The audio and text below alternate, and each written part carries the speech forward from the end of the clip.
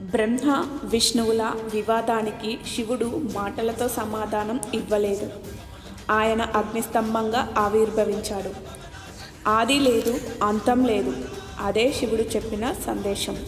నిజమైన జ్ఞానం పరిమితుల్లో ఉండదు.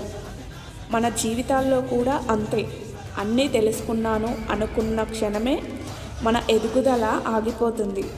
ఎప్పుడైతే నేర్చుకోవడం ఆపుతావో అప్పుడే మనలో అహంకారం మొదలవుతుంది.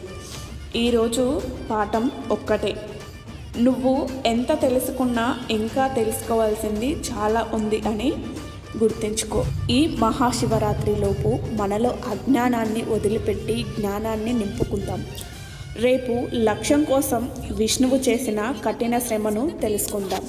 ఇంకా ఎవరైనా నా ఛానల్ని సబ్స్క్రైబ్ చేయకపోతే ప్లీజ్ సబ్స్క్రైబ్ చేసుకోండి.